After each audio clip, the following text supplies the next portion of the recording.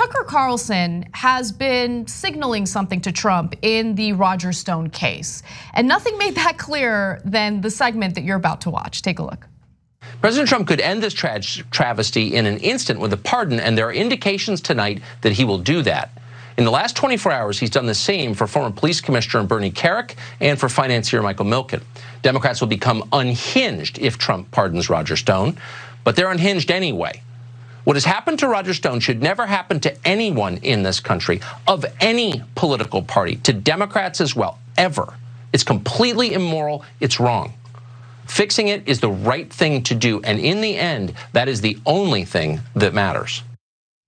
So he's so concerned, right? But poor, like he's just concerned about the morality of it all. Threatening a witness in the middle of an investigation is a crime.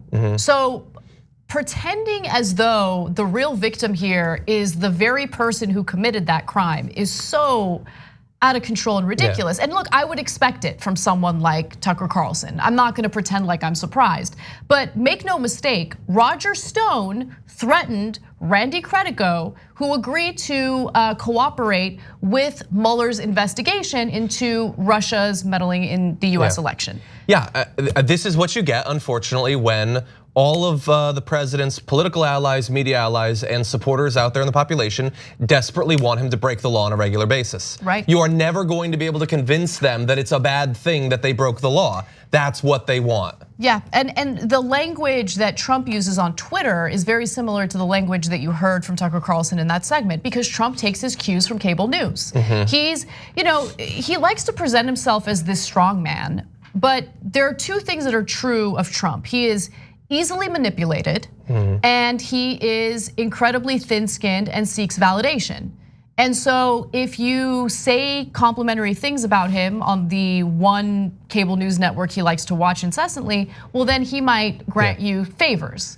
If you're critical of him, he will use any and all of his power to attempt to destroy you, starting with Twitter. Right? Yeah. A rough description of Trump could read, he's an insecure person who craves and recklessly pursues attention. That's exactly right. That's exactly right. Maybe that's why he has such admiration for Roger Stone. Well, Tucker Carlson's little spiel there was unsurprising, but one person who seemed to be pretty principled throughout all of this was Judge Napolitano, one of the other personalities on Fox. But he has decided to go in a completely different direction in the clip you're about to watch. The judge should interrogate the departed prosecutors about what they knew about this foreperson and when they knew it and why they quit, and then determine whether or not the integrity of Stone's trial was adversely affected by this juror. It seems inconceivable that it was not. Now, I don't know what the president is going to do, but this is absolutely. Wait, are you suggesting he might pardon him? I'm suggesting he might pardon Roger Stone today. Because the minute he signs that pardon, this judge is divested of jurisdiction in the case, and Stone walks out of the courtroom. That's the reason I'm saying only a pardon can fairly undo this mess. This is not about politics and it's not about friendship. It's about the Constitution and human decency. So this is a talking point that you've probably heard from Trump or Trump supporters, that the foreperson in the jury was somehow too biased to be the foreperson, was against Trump, and so as a result manipulated the outcome of the jury's decision. That is actually not the case. In fact, jurors have spoken to the press about this and said, no, the foreperson went out of their way to ensure that we were thorough, and even if that weren't the case, we would have come out with this ruling anyway. Again, Stone was guilty of all 7 charges. And that would be a great response if Trump actually cared about supposed bias on the part of the foreperson, but of course he doesn't care. And of course, in cases like this, there are mechanisms to try to weed out bias. Second of all, you're not gonna find a single person in America that doesn't have a view, positive or negative, towards Donald Trump. By his logic, there is no one who can stand as a jury of a peer to a supporter of Donald Trump like Roger Stone.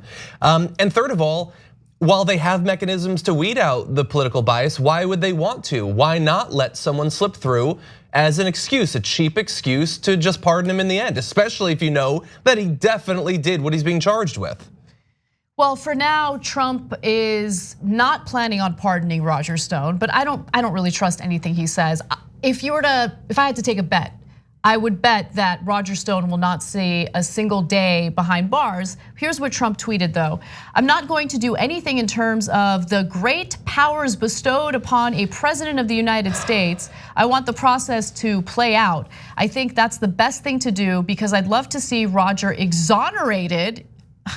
And I'd love to see it happen because I personally think he was treated very unfairly. So how could he possibly be exonerated? Well, his team, Roger Stone and his attorneys, plan to appeal the case or ask for a retrial. And so that's what he's waiting for. But if he doesn't get what he wants, there's no question in my mind that Trump will pardon him. I agree. Yeah, I agree. I don't know if he won't spend a day, but he's definitely not, like if Trump doesn't get reelected, Roger Stone's not still gonna be in prison. That seems crazy to me, the thought. And by the way, just a quick clarification or correction, that statement that I read from Trump was a statement, it was not a tweet. My mistake, I said it was a tweet out of habit because that's usually how he communicates with everyone. Yes, yeah. Especially in official context. Yeah, exactly. Thanks for watching the Young Turks, really appreciate it. Another way to show support is through YouTube memberships. You'll get to interact with us more. There's live chat emojis, badges. You got emojis of me, Anna, John, JR, so those are super fun. But you also get playback of our exclusive member-only shows and specials right after they air. So all of that, all you gotta do is click that join button right underneath the video. Thank you.